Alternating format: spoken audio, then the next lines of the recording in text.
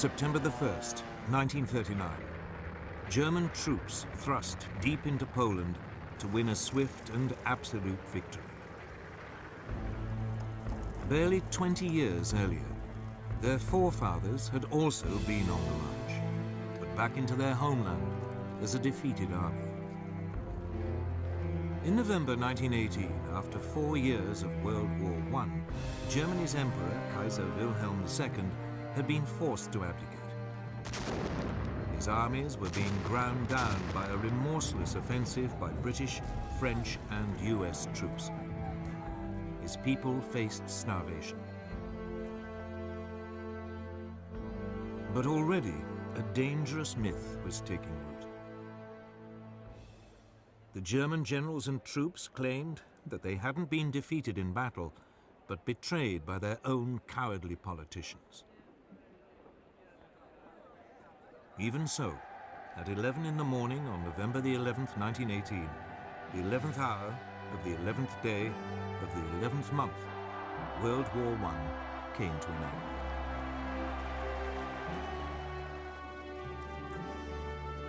The following month, President Woodrow Wilson of the United States arrived in Europe, promising to create a new world order. He persuaded the world's leaders to sign up to a new League of Nations. At the Treaty of Versailles, they agreed that from now on, disputes between countries would be resolved not by fighting, but by debate in the League. The peoples of Europe were set free. Germany's ally, the Austro-Hungarian Empire, was dismembered. Out of it, new nations were created: Austria, Poland, Hungary, Czechoslovakia, Yugoslavia, Latvia, Lithuania, and Estonia. Germany itself was greatly reduced in size. But this process contained a time bomb. Not everyone celebrated the birth of countries like Czechoslovakia.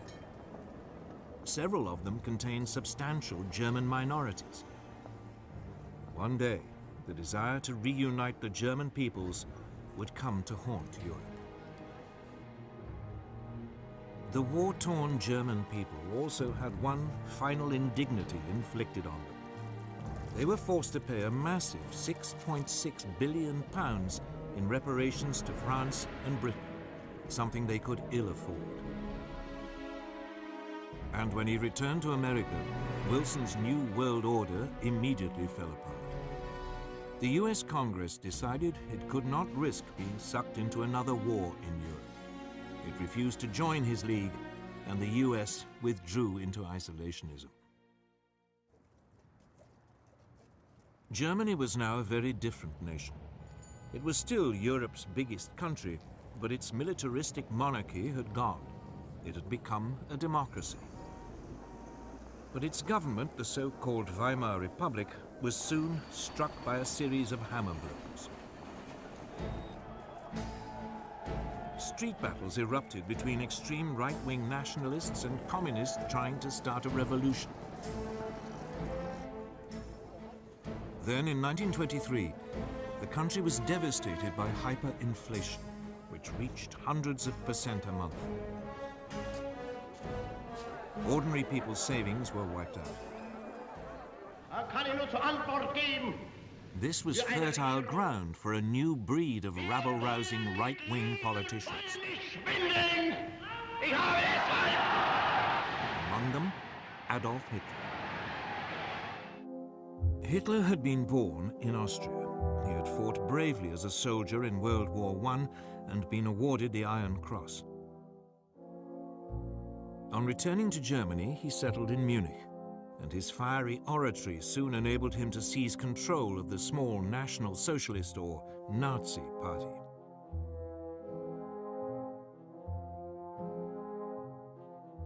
In October 1923, Hitler and his henchmen attempted an armed coup against the Weimar government.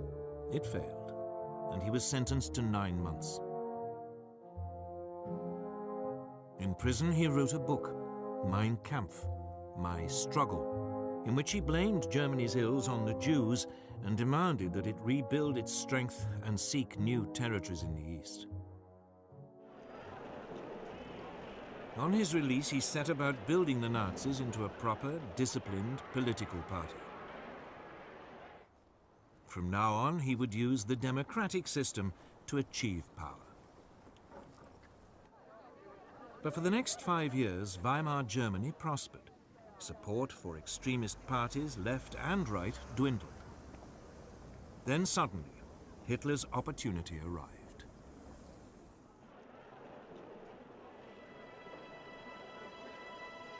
In October 1929, the US stock market crashed. Billions of dollars were lost, and an economic depression swept across the world. Unemployment in Germany soared to over 6 million. Only extremist politicians seemed to offer a solution. Wir haben ein Ziel uns gewählt und verfechten es fanatisch, rücksichtslos. Politicians like Hitler. By 1931, his Nazis were a true mass movement. And they had their own brown-shirted thugs, the SA stormtroops, who numbered almost 3 million. In the 1932 elections, the Nazis became the largest party in Germany's parliament, the Reichstag. But Hitler refused to join a coalition, leaving parliament paralyzed. To break the impasse, President Hindenburg made him chancellor in January 1933, head of the government.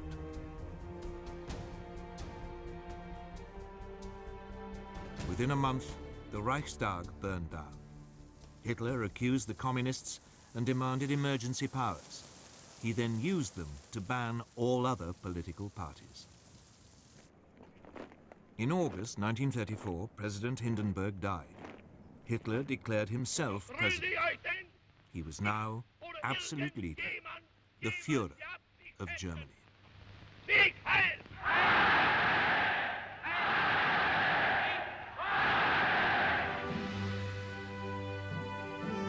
At first, there was little sign of what was to come. For the next 3 years, the Führer concentrated on rebuilding Germany's economy. He spent millions on public works, including the 5,000-mile Autobahn system, to soak up the unemployed. But in secret, Hitler was also spending lavishly on a huge rearmament program. Under the Versailles Treaty, the German army had been limited to 100,000 men.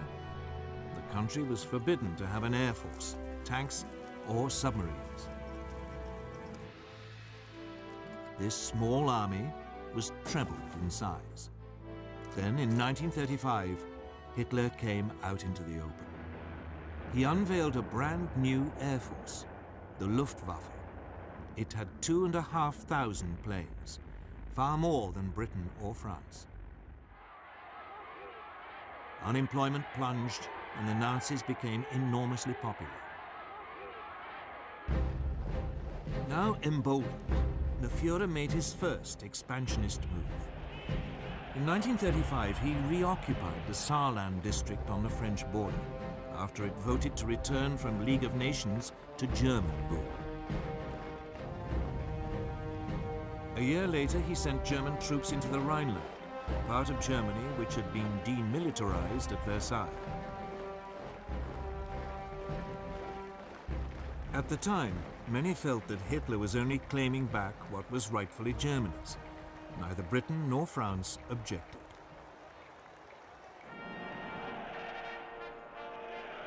When Berlin hosted the 1936 Olympic Games, the Nazis were seen by many as firm but fair.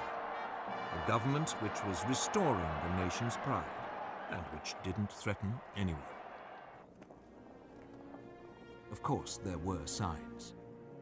The 1935 Nuremberg laws forbade Jews to marry true Aryan Germans and deprived them of their citizenship. But when the first threats came to world peace, they didn't come from Hitler at all, but from somewhere else entirely.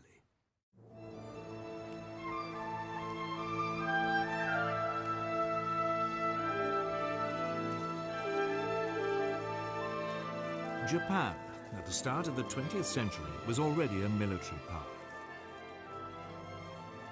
It had defeated Russia in a war in 1905, and it had fought alongside the Allies in World War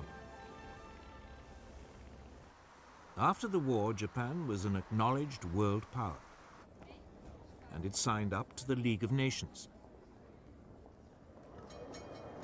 But politically, it was a mess of contradictions. Nominally a democracy, the feudal tradition was still strong. Most Japanese revered their emperor as a living god and regarded him as their true leader. And the country faced major economic problems. Its population was exploding. And it had no natural resources to fuel its rapidly expanding industries. Its leaders needed solutions, and they saw them in Chinese Manchuria. Manchuria was a land of rich grain fields, with plenty of coal and minerals. It was a perfect target. Japanese troops were already stationed there. Other possible targets were the colonies ruled by the European powers: Burma, Malaya, and Hong Kong, controlled by Britain, Indochina, ruled by France, and the Dutch East Indies. But at this stage, Japan had to be cautious. They didn't want to rouse the other great power in the Pacific, the United States. For all its anti-imperialist slogans, the US actually ran an unofficial empire in the Pacific. The Philippines, Guam, and several islands were under its direct rule. It undoubtedly had the strength to take on Japan, but since the end of World War I, it had had other distractions.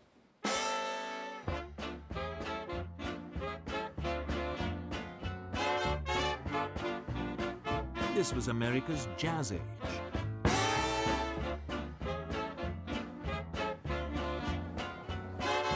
Throughout the 1920s, the nation concentrated on exploiting its vast resources. There was an economic boom that seemed without end. Fortunes were made both in industry and the stock markets. America seemed lost to the increasing pursuit of pleasure. With distractions like these, Japan's growing pains in the Pacific seemed very far away. America had slashed its army after World War I and agreed a naval reduction treaty with Britain, France, and Japan. This, in effect, handed naval superiority in the Pacific to the Japanese. And then came the Great Depression.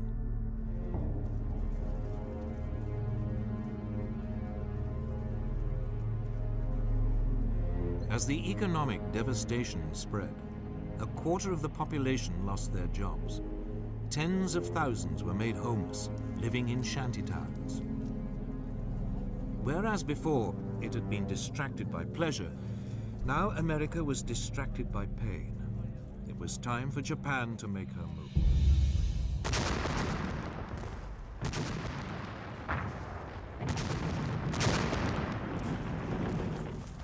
In 1931, without even informing their own elected government, the Japanese forces in Manchuria seized the capital Mukden and then overran the rest of the territory.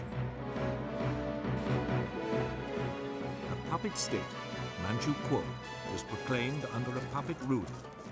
Henry Puyi, the last emperor of China, who had been deposed in 1911, was dragged out of retirement.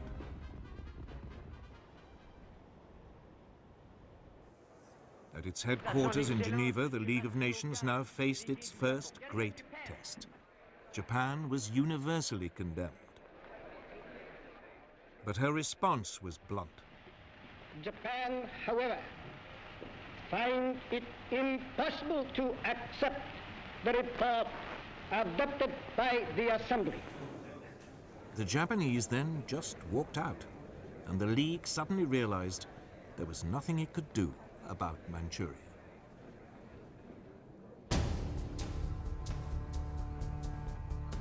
Japan was declared an international pariah, but it didn't care.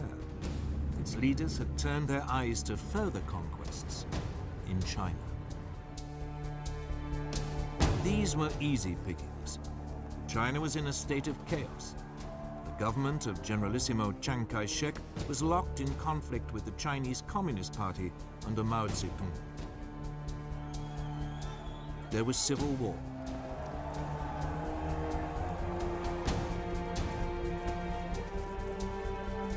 In 1936, as a precursor to invasion, the Japanese signed a pact with Hitler. The aim was to guard against any attack by Soviet Russia were it to move on China. Then in July 1937, the Japanese provoked an incident with Chinese troops and invaded.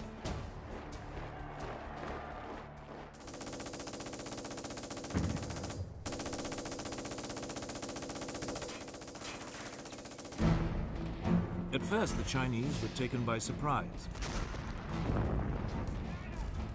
But they soon fought back fiercely, the communists even joining the Kuomintang in a united front. The Japanese responded with amphibious landings.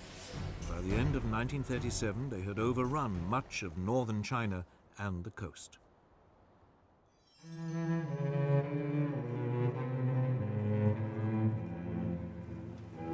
The Japanese fought this war with exceptional brutality, bombing cities indiscriminately. Westerners living in the commercial center, the port of Shanghai, were now evacuated. The city was then besieged for 3 months.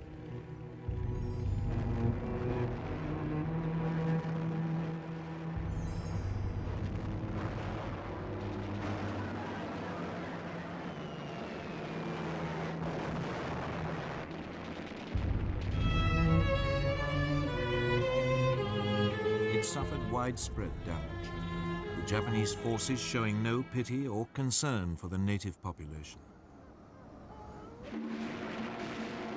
But it was after the capture of Nanking, then the Chinese capital, on December the 17th, 1937, that the Japanese forces really ran amok. Over 300,000 civilians are estimated to have been massacred during a 6-week orgy of rape and indiscriminate killing.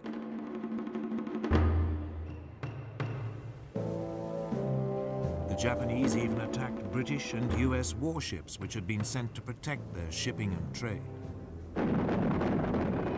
The worst incident came on December the 12th, 1937.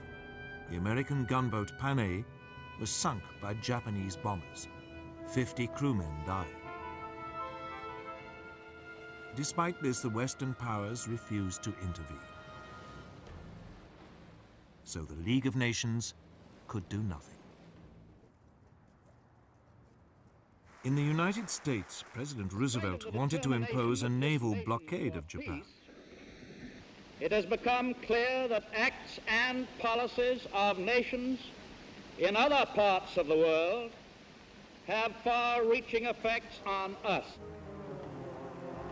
But the British would have none of it, fearing that it might provoke a war.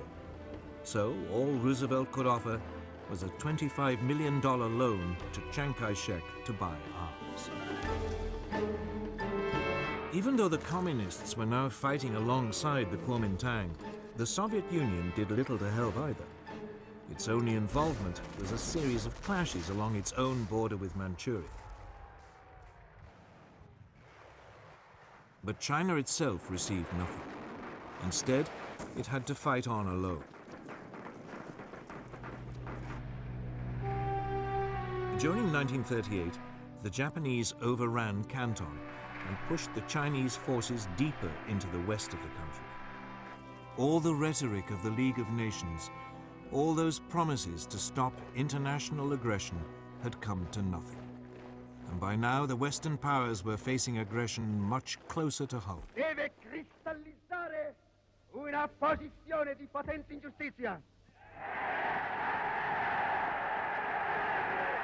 Sangue i principi che sorgono e che nascono e i principi che declinano, la vittoria è per noi, per I primi. Today, It is easy to laugh at Benito Mussolini, the fascist dictator of Italy. All that posturing seems faintly ridiculous now, but it didn't seem that way in 1922. Back then, Italy had seemed to be on the edge of anarchy. The country was riven by strikes and land seizures. The democratic government, just as in Germany, seemed powerless in the face of such unrest. So Benito Mussolini, a war veteran and a journalist, decided to take a stand. He organized a right-wing nationalist party, the Fascists. With the country paralyzed by a general strike in August 1922, Mussolini ordered his followers to march on Rome. Fearing a civil war, Italy's king, Victor Emmanuel, asked him to form a government.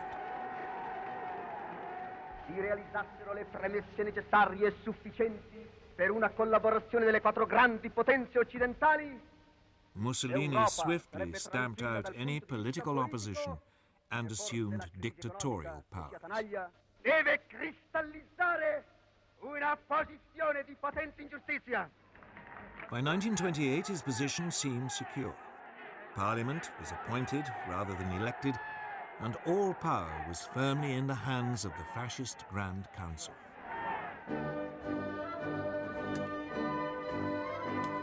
Like Hitler, Mussolini's first acts made him immensely popular. Massive programs of public works provided employment and transformed Italy's infrastructure. Corruption was rooted out and the mafia more or less eliminated. Italy's armed forces were built up, including an advanced modern air force.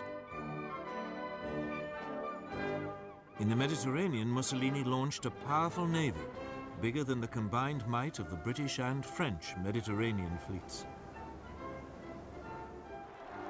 When the Great Depression came, Italy seemed to weather it better than most. Mussolini became a source of worldwide inspiration. Political leaders, not least Adolf Hitler in Germany, saw the fascist system as a role model, strong and purposeful, in contrast to the weakness of the democracies in Britain and France. But Mussolini wanted more than adulation. He wanted to recreate the Roman Empire, and he already had a target in mind for his first imperial land grab.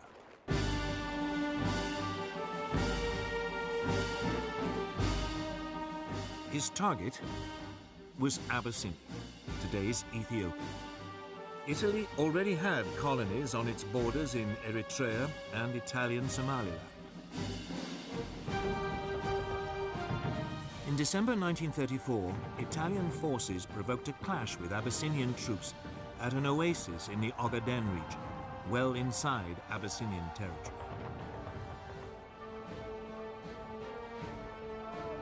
Mussolini then sent reinforcements to Eritrea and Italian Somaliland, demanding that Abyssinia pay reparations. The Emperor of Abyssinia, Haile Selassie, appealed in person to the League of Nations. He called on it to live up to its ideals. Here was a small nation under threat from another member of the League. This was the supreme test. But the League did nothing. Britain's Foreign Minister, Anthony Eden, at least tried to broker a peace deal, but Mussolini would have none of it. In early October 1935, the Italian army invaded from Eritrea and Italian Somaliland.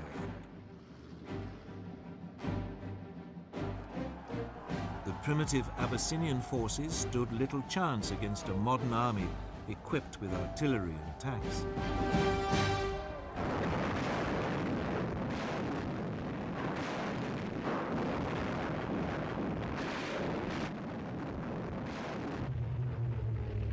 The Italian Air Force had total command of the air and harried the Abyssinians, on occasions dropping gas bombs, even though gas had been outlawed at Versailles. A as a crime against humanity. After 6 months, Abyssinia was completely overrun. The Emperor Haile Selassie fled into exile in Britain. From its headquarters in Switzerland, the League of Nations wrung its hands. It did impose economic sanctions, but they had little effect. Mussolini's aggression had revealed 2 things. The League of Nations, that great hope for peace, was impotent. And both Europe's supposed major powers, the democracies Britain and France, no longer had the stomach for a fight.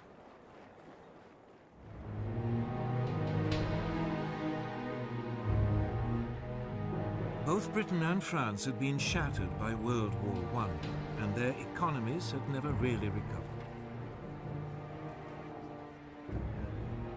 Both had witnessed waves of strikes and unrest. Both had suffered mass unemployment, even before the Great Depression.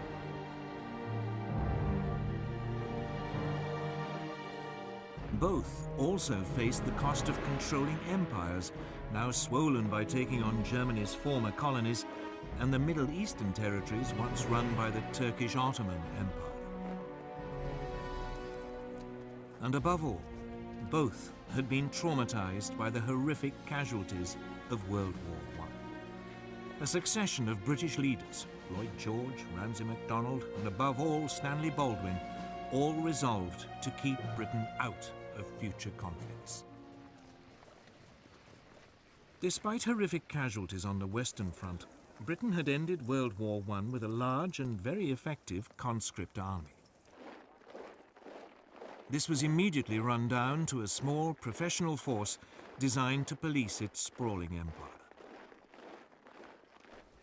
And when the Great Depression struck, any ideas of modernizing the army were abandoned. It meant that Britain went into the run-up to war economically and militarily weak.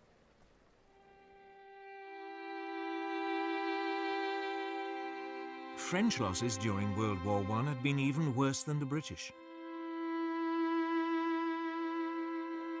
Ever mistrustful of the Germans, a large conscript army was maintained.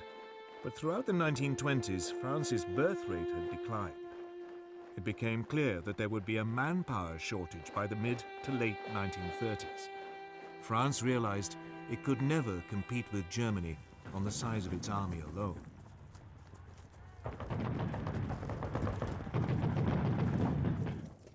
The solution was to adopt an entirely defensive mentality.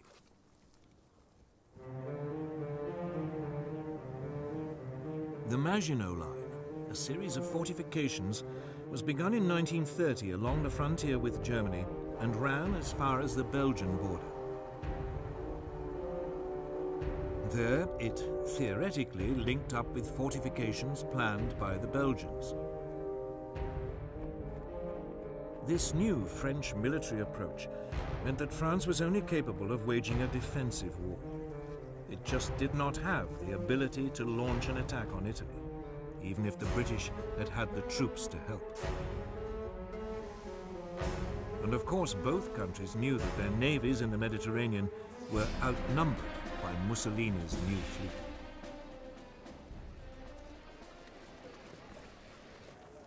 So when Italy conquered Abyssinia, it made sense for both powers to do nothing. It just seemed too remote, too much someone else's problem.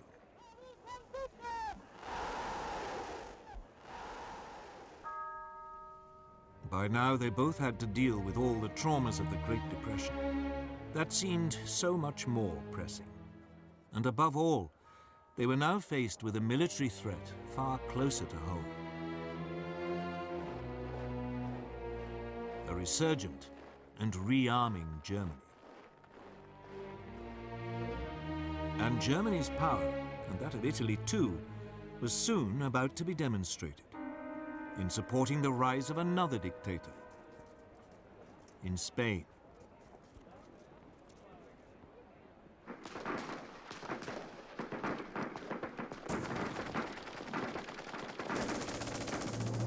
In 1936, civil war erupted in Spain.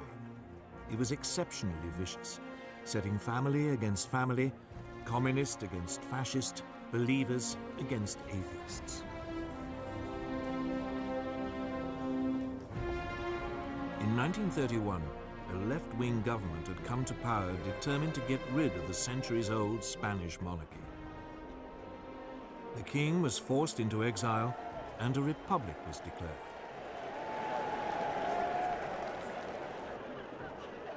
In February 1936, the parties of the left combined in a popular front to take on the forces of the right in a general election. The Popular Front won narrowly. Even though its reform program was modest, a wave of strikes and land seizures led the right to fear that a communist takeover was inevitable.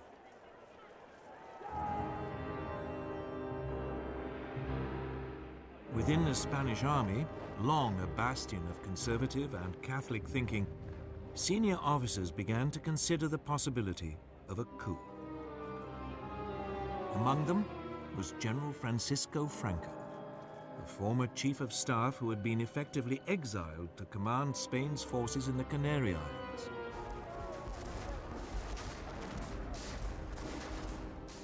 On July the 17th, 1936, the units of the army fighting guerrillas in Spain's colony in Morocco mutinied. The next day, Franco flew to join them, proclaiming a new nationalist movement which would save Spain from communism. Mainland garrisons now joined this revolt. The Popular Front responded by calling for volunteers to defend the Republic. Battle lines had been drawn.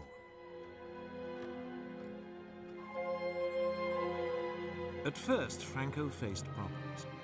He and his army were in North Africa, and he had to get across the Straits of Gibraltar back to Spain. So he turned to the one person he thought might help: Adolf Hitler.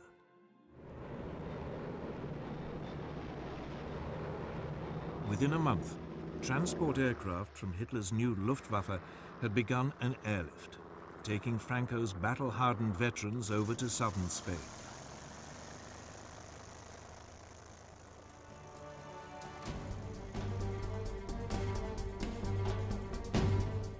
At this stage, the Republic still seemed to have the advantage.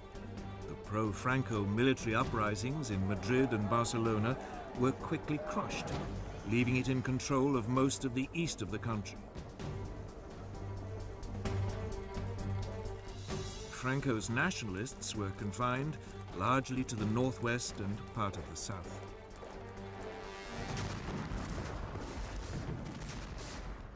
But the nationalist situation was transformed when Hitler and Mussolini started to pour in troops and weapons. The German dictator seized the opportunity to test his new equipment and expanding armed forces. The first panzer tanks were sent, along with some 12,000 troops.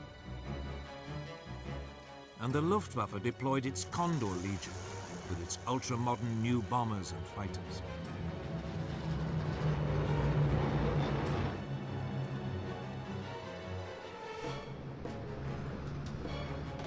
Mussolini sent a so-called volunteer corps of 50,000 men and more than 700 aircraft. In vain did the Republicans appeal to Britain, France, and the Soviet Union for help. London and Paris were scared of setting off a European war. They declared a policy of non-intervention. Cynically, both Germany and Italy signed up to this.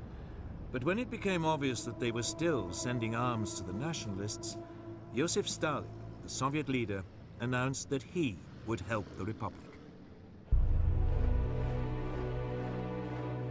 Stalin's worry was the rise of fascism in Germany. Hitler had made it abundantly clear that he believed communism to be Nazism's ultimate enemy.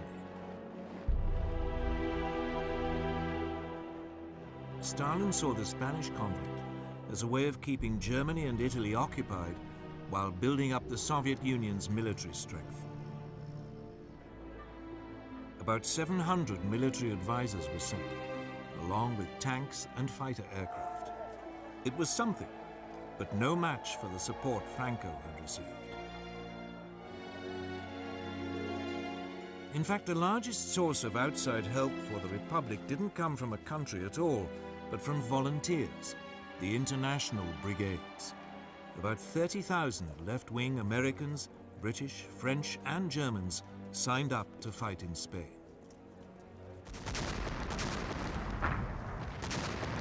With their new fascist support, the nationalists were able to open two fronts, one advancing towards Barcelona from the north, the other led by Franco, pushing up towards Madrid from the south. By the end of 1936, Madrid was enveloped on three sides and virtually under siege. The fighting was intense and often accompanied by appalling atrocities against civilians. The Republicans hunted down and murdered Roman Catholic priests. The nationalists slaughtered anyone accused of being communist. German and Italian air power was used indiscriminately against civilian targets. Madrid was heavily bombed.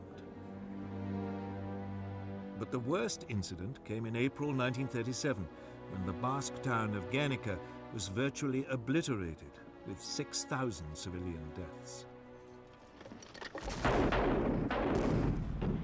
The area controlled by the Republic was steadily ground down. Its forces fought with great gallantry, but undertrained and under-equipped amateurs were no match for the professional soldiers led by Franco, or for the combined modern weaponry of Italy and Germany. As the war dragged on, the fighting around Madrid became a symbol of the left's determination not to be crushed by a fascist dictatorship. But behind the scenes, the Republican alliance was falling apart. The communists and socialists wanted to concentrate on winning a military victory. But the more idealistic anarchists and syndicalists saw the war as an opportunity for a mass revolution by the workers. These disagreements burst out into the open in May 1937. Fighting broke out in Barcelona between the anarchists and communists. It was a fatal weakening of the Republican cause. By the end of 1938, the nationalists had penned their enemy into a small enclave around Barcelona, and another stretching eastward from Madrid to the coast.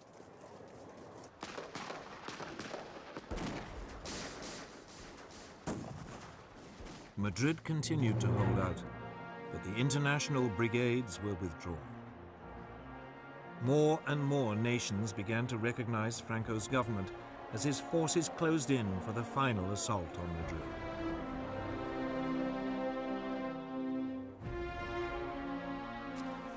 At the end of March 1939, its defenders, exhausted after nearly 3 years of fighting, the capital finally surrendered.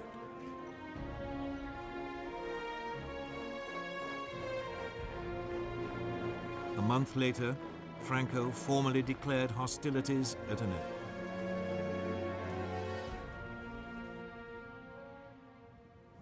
The scars of Spain's civil war took years to heal, and in some ways, they never have. And internationally, Franco's victory over the Republic proved a disaster.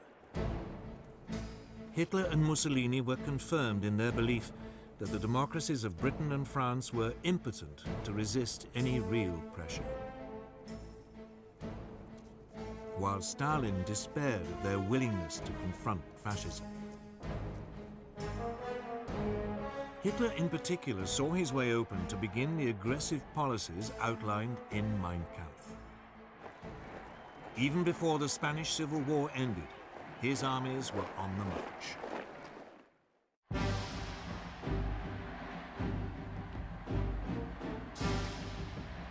From the moment he became Chancellor of Germany on January the 30th, 1933, Hitler had begun to put his long-term ambitions into action. On February the 3rd, he told his top commanders that his ultimate aim was to conquer territory in the east and ruthlessly Germanize it. They were instructed to prepare for a massive expansion.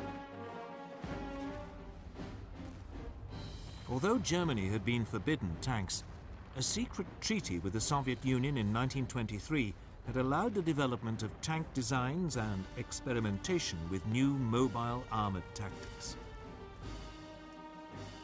Energetic young German officers like Heinz Guderian read the theories of British thinkers like Basil Liddell Hart and Colonel John Fuller. They even watched exercises being carried out by the British during the 1920s on Salisbury Plain. It was from these that they came up with the idea of fast-moving units combining tanks, artillery and infantry that could thrust fast and deep into enemy territory. Hitler adopted their ideas with enthusiasm. The new army was to have 3 panzer divisions. Similarly, the new Air Force, the Luftwaffe, under former World War I fighter ace Hermann Goering, had had a framework to build on. Throughout the years in which its Air Force was officially banned, Germany had kept up its design skills by building civilian machines, and gliding and flying clubs provided a reserve of potential aircraft. Hitler revealed the existence of the Luftwaffe in March 1935. He then announced that the army was to be increased to 300,000 men and conscription was reintroduced.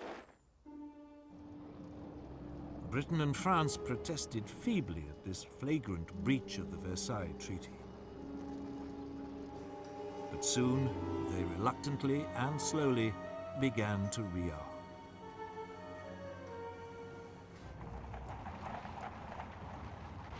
Until this point, Hitler had been modest in his goals. He had only taken back what was his, the Rhineland and Saarland.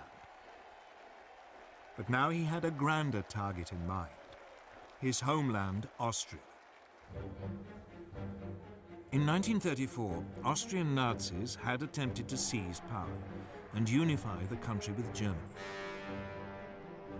The Austrians, after all, spoke German, even if they had never been part of a German state. In February 1938, another Nazi plot was discovered. Austrian Chancellor Kurt von Schuschnigg protested to Hitler. Hitler responded by demanding that Austria stop mistreating the Austrian Nazis and unite with Germany. Die Jugend ist uns verschrieben und verfallen mit Leib und Seele. Schuschnigg promptly called a referendum so that the Austrians could vote on whether to remain independent. But on March the 12th, 1938, the eve of the referendum, Hitler, fearing that it might produce the wrong result, sent in his troops. Complete surprise and an enthusiastic welcome by Nazi sympathizers made it a bloodless invasion. Within hours, Hitler announced Austria's incorporation into the Third Reich. A sovereign nation had, for the first time, been subsumed into a greater Germany.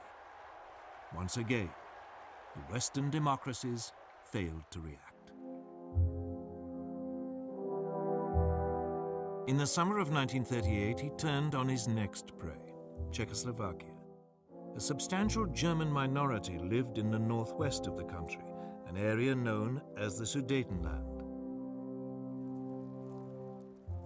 These Sudeten Germans had been part of the old Austrian Empire, but had been cut off when Czechoslovakia was created in 1919. This was the time bomb that had started ticking at the signing of the Treaty of Versailles. Hitler encouraged Sudeten German demands for autonomy and then threatened the Czech government with force if it refused to agree. Undaunted, the Czech government ordered general mobilization and prepared to resist. The Czechoslovak army was large and well equipped, with formidable fortifications on its frontier with Germany. Hitler backed off. But then at the beginning of September, concerned that war might be imminent, the British Prime Minister Neville Chamberlain decided to act as a peacemaker. He flew to meet Hitler twice. The Nazi dictator assured him that if he could have the Sudetenland, he would make no further territorial demands in Europe.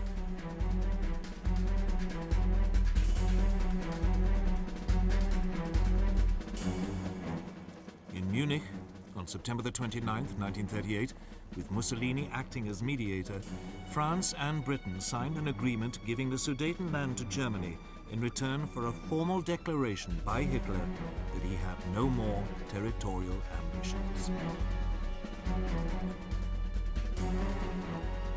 Chamberlain flew back to Britain waving the piece of paper which he claimed guarantees peace in our time. And so, on October the 1st, German troops occupied the Sudetenland and seized the Czech frontier fortifications. Hitler now began sizing up his next target, Poland. Eine große Nation muss dauernd zusehen, wie gegen Recht und vertragliche Bestimmungen Angehörige des Blut. Again, the nominal cause was a German minority marooned as a result of the Versailles Treaty. Hitler demanded the return of the port of Danzig to German control, so that East Prussia could be linked up with the rest of Germany. The Poles refused, and Hitler hesitated. He was not quite ready for all-out war, and he had unfinished business with Czechoslovakia. In March 1939, the eastern part of the country, Slovakia, which was ethnically different to the Czech lands, appealed to Hitler for help in achieving greater independence. Hitler summoned the Czechoslovak Prime Minister Emil Hácha to Berlin and browbeat him into putting his country under German protection.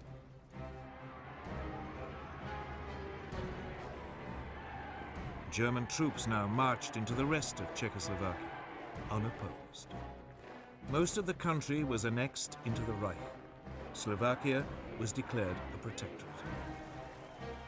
For the first time, Hitler had seized non-German-speaking territory.